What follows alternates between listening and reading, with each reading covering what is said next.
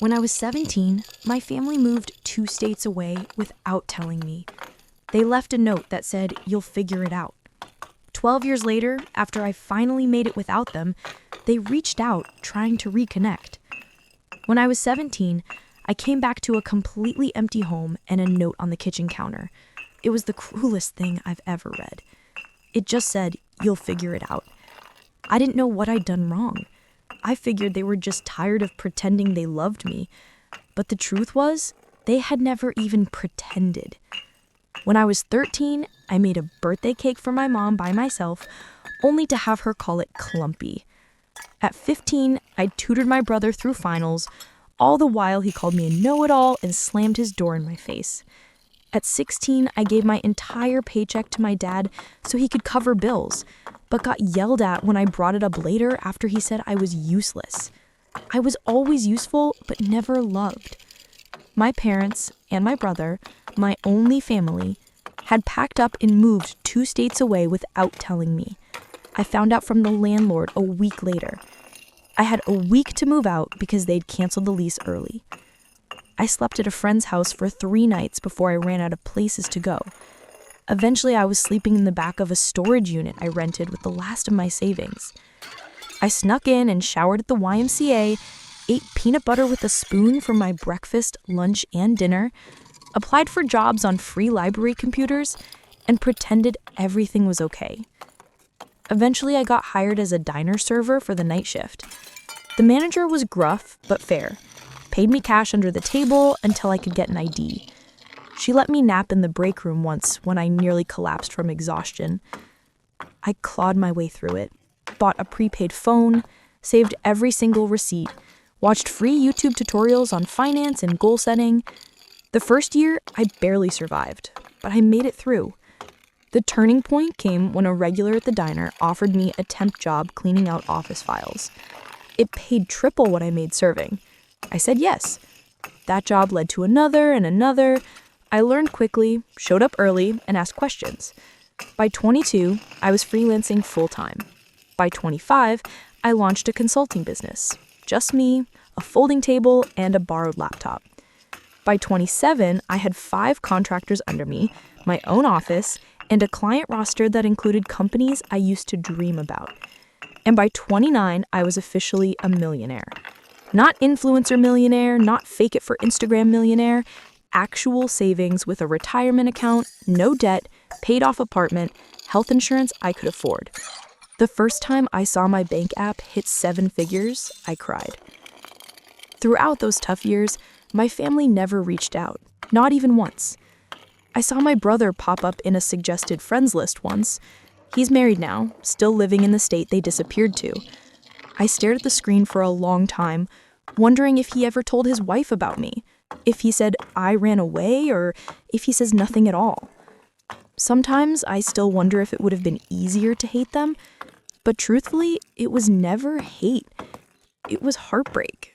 I go to therapy now because I want to stay unbroken. I've made a list of people who saved me when they didn't have to, like coworkers, classmates, and strangers who showed me what real support looks like.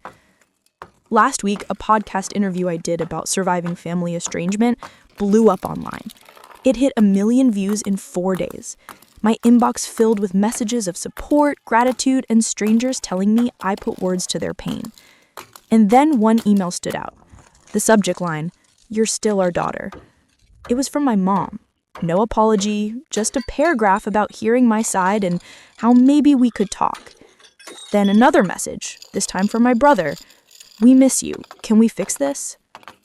I stared at the screen for a long time before closing the laptop. I sat with it and wondered if healing means looking back or staying forward. I didn't respond right away. I needed time to process. My therapist, Melissa, suggested I take at least a week before making any decisions. "Give yourself space to feel whatever comes up," she said during our session. "There's no rush to respond." So I did. I focused on work, went to the gym, had dinner with friends, normal stuff. But those emails haunted me. I kept opening them, reading them, closing them again. My mom's message felt cold, clinical, almost like she was reaching out to a distant acquaintance. My brother's was shorter, but somehow felt more genuine. I couldn't stop thinking about them. After 10 days, I decided to reply to my brother first. Just something simple. I wrote, "It's been 12 years. What changed?" Then I hit send before I could overthink it. His response came within an hour. He said the podcast made him realize what they'd done. He claimed he was only 15 when they left me, that he didn't have a choice, that he'd always wondered about me, that he'd looked me up online a few times over the years but never had the courage to reach out, that seeing me successful made him proud. I didn't buy it, not completely. If he'd been so concerned, why wait until I was publicly successful? I asked him exactly that. His next email was longer. He admitted that money was tight for them, that my parents' business had failed, that his wife was pregnant with their second child, that medical bills were piling up. I felt my stomach drop. There it was, the real reason. I didn't respond for another week. Then my mom sent a follow-up email with old family photos attached. Pictures of me as a baby, pictures of us at the beach when I was maybe 5 or 6, pictures of me and Michael building a snowman, happy moments that felt like they belonged to someone else's life. At the bottom of the email, she wrote, "We made mistakes. We want to make amends." I showed the emails to Melissa during our next session. She reminded me that I was in control, that I could set boundaries, that I didn't owe them anything. But she also said that closure might help me move forward, whether that meant reconciliation or a final goodbye. I nodded along, but inside I felt conflicted. Part of me wanted to tell them to go to hell. Another part wanted to understand why they left me. And a tiny, stupid part of me still wanted them to love me. I decided to meet my brother first. Just him, no parents.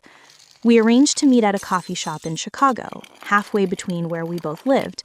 I flew in that morning, checked into a hotel, and tried to calm my nerves. I almost canceled 3 times, but at 2 p.m., I walked into that coffee shop and saw him immediately. He looked older, heavier, with a receding hairline, but his eyes were the same. He stood up when he saw me, awkward and uncertain. I didn't hug him. We just sat across from each other with our coffees, like strangers. The first 20 minutes were painful. Small talk about the weather, about my flight, about his drive. Then he started apologizing. "Emma, I'm so sorry," Michael said, his voice cracking. "I was just a kid when it happened. I didn't know they were planning to leave you behind until it was too late. I was too scared to stand up to them." I just listened, watching his face for signs of deception. He seemed sincere, but I'd been fooled before. I asked him the question that had haunted me for 12 years. Why me? Why was I the one left behind? He looks down at his coffee. "They always saw you as the strong one, the independent one, the one who would be fine on your own. They thought you didn't need them as much as I did. They convinced themselves you'd be better off without them." It was the most ridiculous thing I'd ever heard. I told him about the storage unit, about eating peanut butter for weeks, about showering at the YMCA and working night shifts at 17. His face crumbled. "I didn't know," he whispered. "They told me you had a plan, that you wanted to stay behind, that you were going to live with a friend's family, that you'd chosen to separate from us. All lies." By the end of our meeting, I wasn't sure what to think. He seemed genuinely remorseful. He showed me pictures of his wife and daughter, told me about his job as an accountant, asked about my business, didn't directly ask for money, which surprised me. When we parted, he hugged me. I let him, but I didn't hug back. I just stood there, arms at my sides, feeling nothing. Back at my hotel, I called Melissa, told her everything. She pointed out that while my brother seemed sorry, he was still framing himself as a victim rather than acknowledging his role in my abandonment. She was right. He'd been 15, not 5, old enough to pick up a phone, old enough to send an email, old enough to check on me at some point in 12 years. That night, my mom called. I hadn't given her my number, so Michael must have. I almost didn't answer, but curiosity won out. Her voice sounded older, raspier. She cried when I said hello, started talking about how proud she was of me, how she had always known I would succeed, how special I was. I let her talk herself out. Then I asked her the same question I'd asked my brother. Why me? Her answer was different. We were in debt, Emma. We couldn't afford 3 mouths to feed. We knew you were smart enough to make it on your own. We figured you'd go to social services and get placed with a better family. We thought we were doing you a favor. I hung up on her, blocked her number immediately, threw my phone across the room, and screamed into a pillow. The next morning, I had an email from my dad. First contact in 12 years. He didn't apologize. Instead, he wrote about how hard their lives had been, about medical bills and failed businesses, about how Michael's wife needed surgery, about how they were facing eviction. Then, at the very end, he asked if I could help the family out. Not a single question about my life, not a single acknowledgement of what they'd done. I forwarded the email to Melissa with the subject line, and there it is. She called me immediately, despite it being Sunday. We talked for an hour about boundaries, about forgiveness versus reconciliation, about the difference between helping someone and enabling them, about what I actually wanted versus what I thought I should want. By Monday morning, I had made my decision. I emailed my brother, told him I was glad we'd met, that I understood he was in a difficult position when we were younger, that I was willing to have a relationship with him and his family, but with clear boundaries. No money, no loans, no financial support of any kind, and no relationship with our parents until they took full responsibility for their actions. His response was immediate and telling. "I'm really disappointed, Emma," he wrote. "Our parents really need help. Families should support each other. You're being selfish with your success." All the guilt buttons they'd installed in me as a child pushed at once. I didn't respond. Instead, I booked an appointment with Melissa and a vacation to Bali. I needed space to process everything. 3 days later, Michael called, left a voicemail apologizing for his email, said he understood my position, said he still wanted a relationship on my terms, said he'd respect my boundaries. I listened to it twice, trying to decide if he was sincere or just changing tactics. I decided to give him one more chance, but with my guard up. I went to Bali anyway, spent 2 weeks on the beach, hiking through rice fields and meditating. I needed the distance. When I got back, I had 6 more emails from my dad, each more desperate than the last. I didn't read past the subject lines. I also had a text from Michael asking if we could talk again. I agreed to a phone call, nothing more. The call started okay. He apologized again for pushing. "I've been thinking a lot about what you told me," he said. "I'm in therapy now too." I believed that part. He sounded different, less defensive. We talked about his kids, about my business, normal stuff. Then he mentioned that our parents were coming to visit him next weekend. Asked if I could consider meeting them just for an hour in a public place. I felt my chest tighten. "I'm not ready for that, Michael." He pushed a little, but backed off when I got quiet. After we hung up, I called Melissa. We had an emergency session that night. She helped me realize I was afraid to see them. Not because I hated them, but because I still craved their approval, still wanted them to love me, still wanted to be enough. It was pathetic, but it was true. I cried for an hour in her office.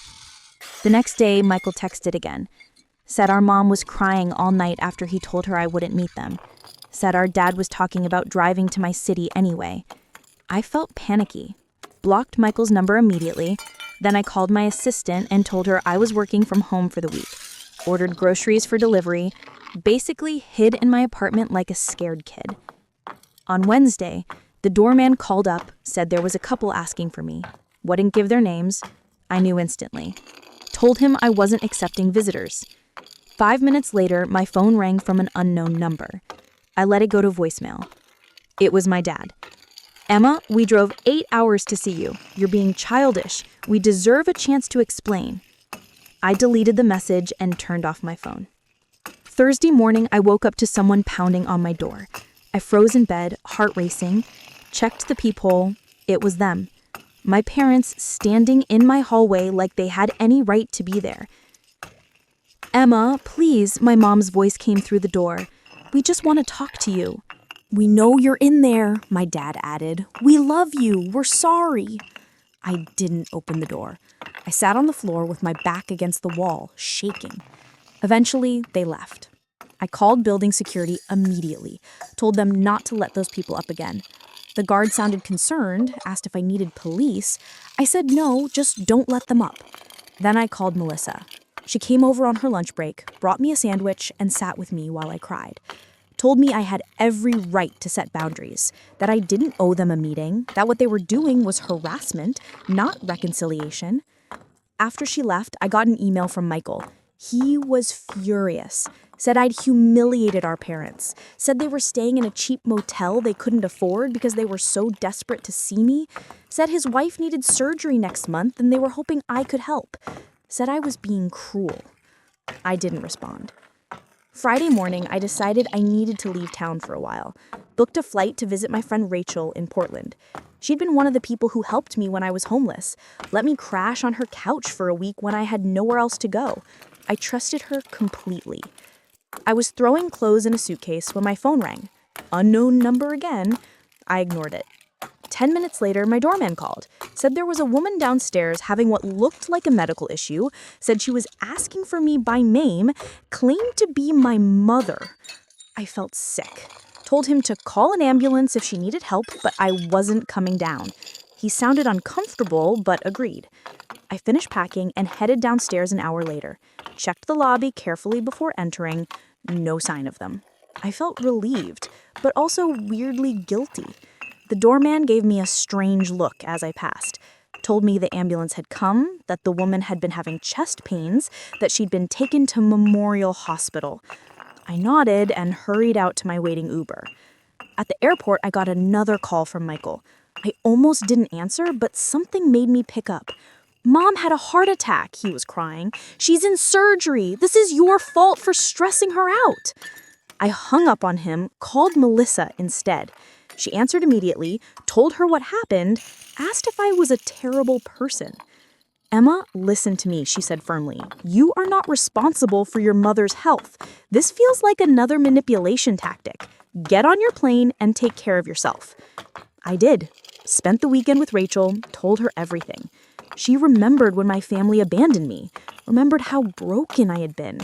She was furious on my behalf. "They don't deserve a minute of your time," she said, pouring me another glass of wine. "Not after what they did to you." It felt good to have someone so firmly in my corner. Sunday night, I got an email from my dad. My mom was stable, had a stent put in, would be released Tuesday. The email ended with, "She's asking for you. Don't you think you've punished us enough?" I showed Rachel. She rolled her eyes so hard I thought they might get stuck, told me this was textbook guilt tripping. I knew she was right, but part of me still felt responsible. I flew home Monday, found flowers outside my apartment door.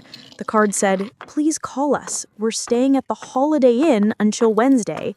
No apology, no acknowledgement of boundaries, just another demand. I threw the flowers in the trash chute. Tuesday morning, I got a text from an unknown number. It was a photo of my mom in a hospital bed, looking pale and small. The message said she might not have much time left. "Do you really want to live with this regret?" I blocked the number, called Melissa. She suggested I take a social media break, change my number, maybe even stay with a friend for a while. I agreed. Called my assistant and told her I'd be working remotely for 2 weeks. Packed another bag. Before I could leave, my doorman called again. Said there was a young woman downstairs asking for me.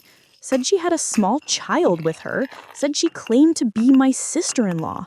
I felt cornered. These people wouldn't stop.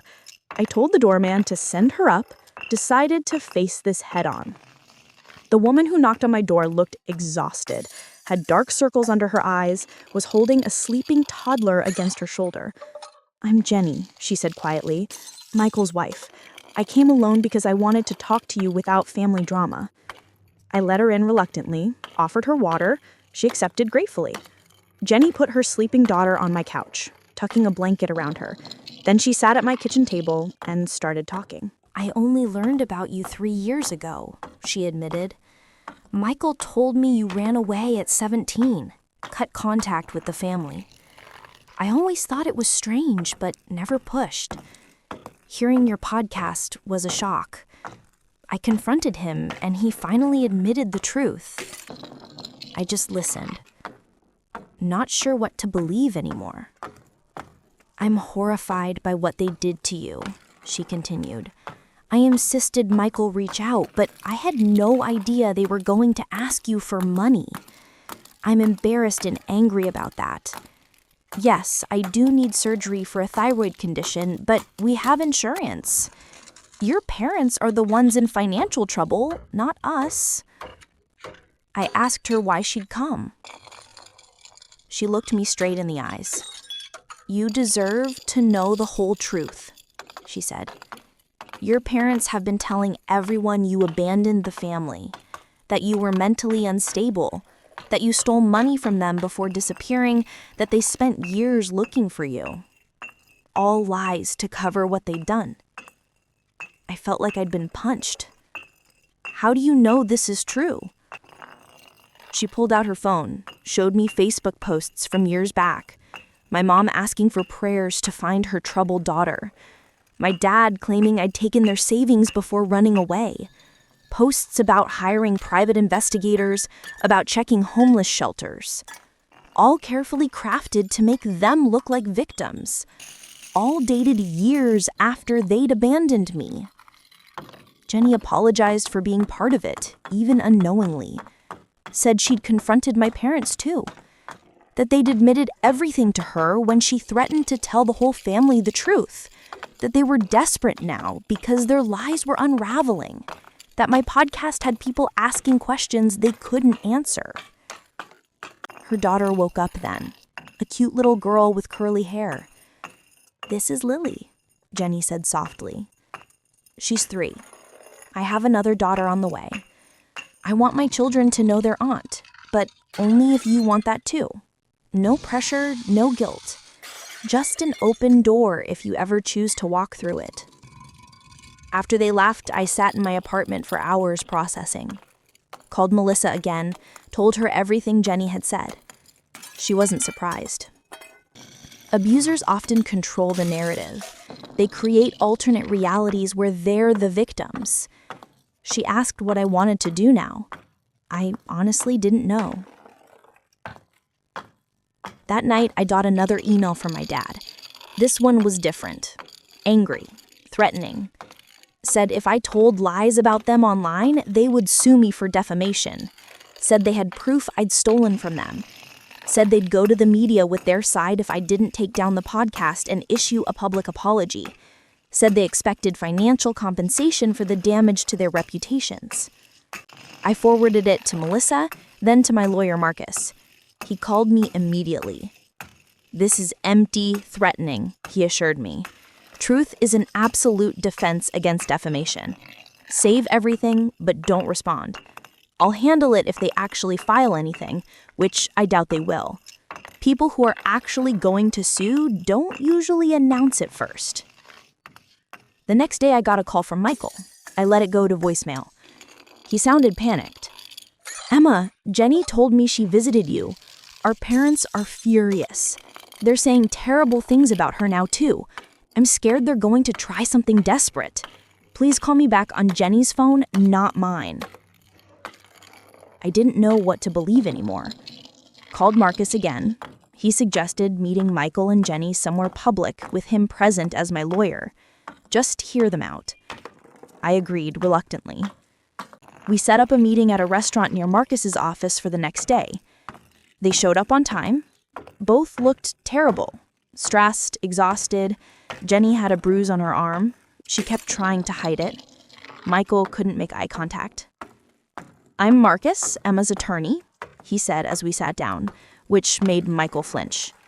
But we sat down, ordered coffee, and they started talking. The story that came out was worse than I'd imagined.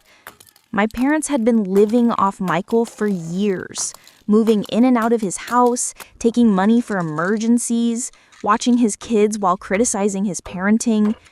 When Jenny confronted them about me, my dad had grabbed her arm hard enough to leave marks. Michael had kicked them out. They were now staying in a motel, calling constantly, showing up at his work.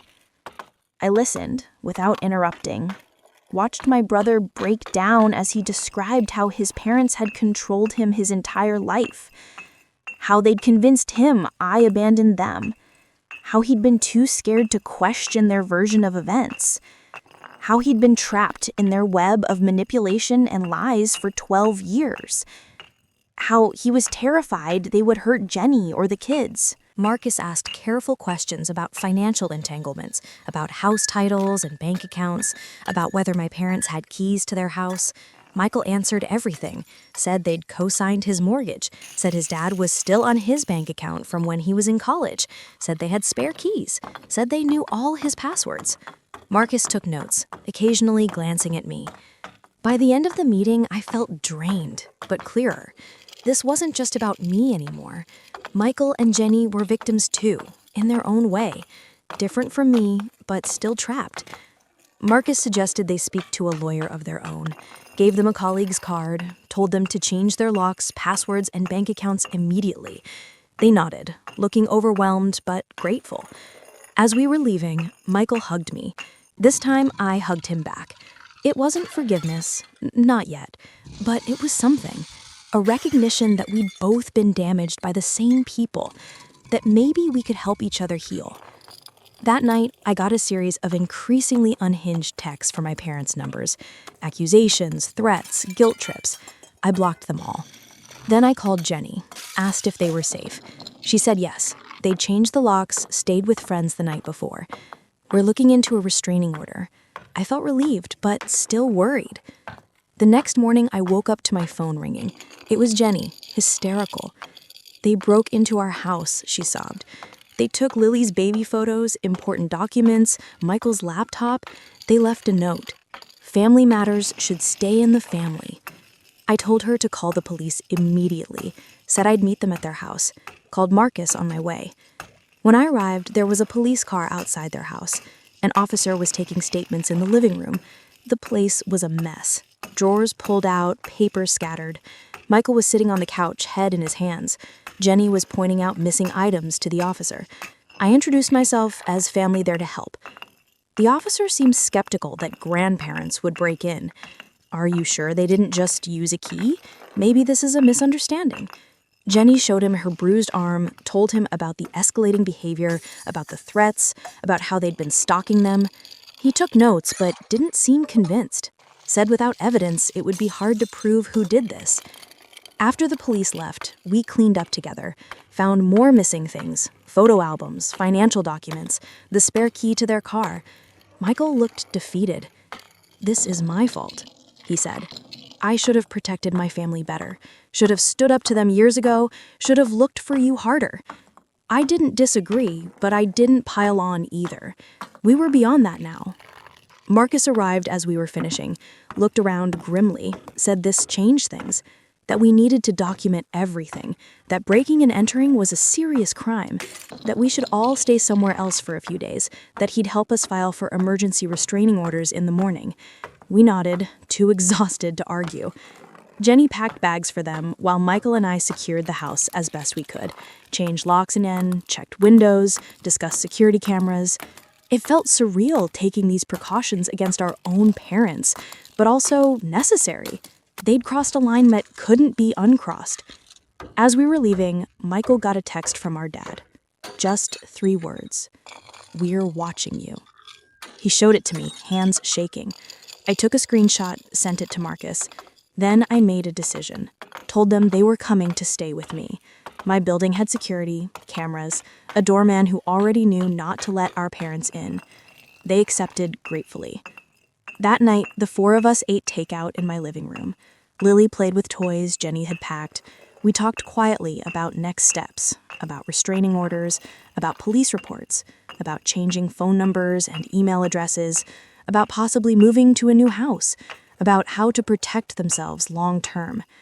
It wasn't the family reunion I'd ever imagined. Sitting there with the brother who'd let me be abandoned, his wife who'd believed lies about me, and their daughter who was innocent in all of this. But somehow it felt right, like we were finally facing the truth together. Like maybe, just maybe we could build something new from the ashes of what our parents had destroyed.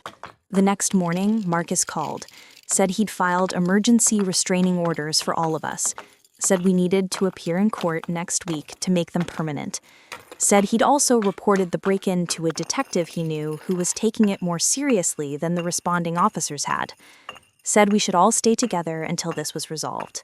I agreed, called my assistant, told her I'd be working from home indefinitely. Family emergency. She understood, rearranged my schedule. I set up a workspace in my guest room for Michael, who also needed to work remotely. Jenny and Lily took over my living room, building pillow forts and watching cartoons. It was strange having people in my space. I'd lived alone for years, liked my quiet routines, my clean counters, my empty sink. But there was something comforting about the noise, too. About Lily's laughter, about Jenny's quiet humming as she folded laundry, about Michael's typing from the other room. It felt like family. Not the family that had abandoned me, but maybe the family we could become. That afternoon, my doorman called up, said there was a delivery, flowers. I told him to check the card before sending them up. He read it to me. "We know where you all are. This isn't over." I told him to refuse the delivery, call the police if the delivery person wouldn't take them back. Then I called Marcus again. He said he'd add this to our case file, that it strengthened our requests for restraining orders, that we were doing everything right. I didn't tell Michael or Jenny about the flowers. They were stressed enough. Instead, I ordered extra groceries, made dinner for everyone, played with Lily, tried to create some normalcy in this bizarre situation. But that night, after everyone was asleep, I sat alone in my kitchen and finally let myself feel everything. The fear, the anger, the grief, the strange hope. I cried silently into a dish towel so no one would hear me. In the morning, Jenny found me making coffee, asked if I was okay. I lied, said yes. She didn't believe me. Sat down at the counter. "It's okay not to be okay, Emma," she said gently. "I'm not either. Michael cries in the shower where he thinks no one can hear him. Lily keeps asking when we can go home.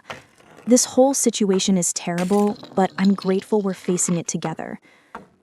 I looked at her. This woman I barely knew who was somehow now part of my life. Asked her why she'd come to me that first day, why she'd chosen to believe me over the family she'd known for years. She smiled sadly. "I've always felt something was off about your parents, about the stories they told, about the way they controlled Michael. The podcast confirmed my suspicions. I couldn't let my daughters grow up thinking abandoning a child was ever acceptable." We hugged then. First time. It felt awkward, but genuine. Like the beginning of something. Not friendship exactly, not yet, but understanding, solidarity, a shared determination to break the cycle of mistreatment that had damaged us all. The next few days fell into a routine. Working, cooking, playing with Lily, checking in with Marcus, jumping at unexpected noises, flinching when phones rang, living in a strange limbo of domestic normalcy and underlying tension. We were safe, but not at peace. Together, but still healing. Family, but still learning what that meant. On Friday, Marcus called with news. The detective had found evidence. Security footage from a gas station near Michael's house showed our parents' car parked there during the time of the break-in. The restraining order hearing was set on Monday. He was confident we'd get approved. We all felt relieved, but still anxious. Still waiting for the next escalation. It came that night. A brick through Michael's car window in the parking garage. No note this time. No need for one. The message was clear. The security footage from the building security guard saw a man in a baseball cap, face carefully turned away from cameras. We couldn't prove it was our dad, but we all knew. Filed another police report, added it to our case file, tried not to let Lily see how scared we were. Sunday night, we sat together making a plan for court. What to wear, what to say, what evidence to bring, how to explain our family history without sounding crazy, how to make the judge understand the pattern of escalation, how to protect ourselves legally and physically. It felt surreal discussing our parents this way, like talking about strangers, dangerous strangers, who happen to share our DNA. As we talked, my phone pinged with an email notification from my mom. Subject line, last chance. I almost deleted it unread, but something made me open it. It was short, just one line. If you go to court tomorrow, you'll regret it for the rest of your life. I showed it to Marcus, who'd stayed for dinner. He took a screenshot, added it to our file, told me not to respond, said this kind of threat would only help our case. That night, none of us slept well. I kept checking my locks, listening for noises, wondering what my parents might do next, wondering if we were overreacting, wondering if we were underreacting, wondering how my life had come to this point. From abandoned teenager to successful businesswoman to hiding in my own apartment from the people who gave me life. Monday morning arrived with a strange calm. We dressed carefully, business casual, respectable, trustworthy.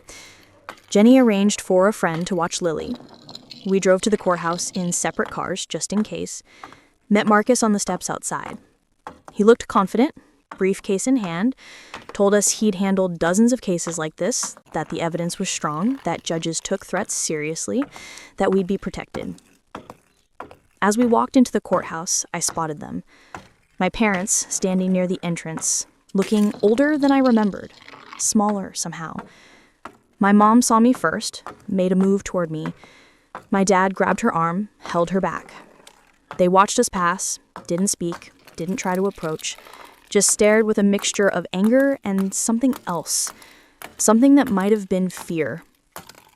We filed past them into the building, checked in at security, followed Marcus to the correct courtroom, sat together on a bench, waiting for our case to be called.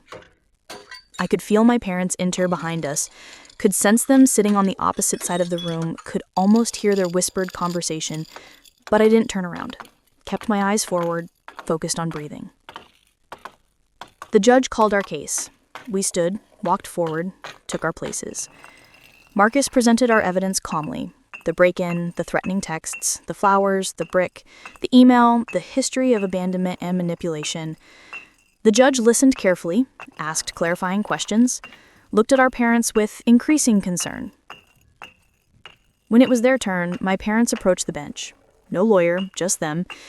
My dad spoke first, claimed we were exaggerating, that they were just trying to reconnect with family, that they'd never broken any laws, that they loved us and wanted to make amends, that this was all a misunderstanding blown out of proportion.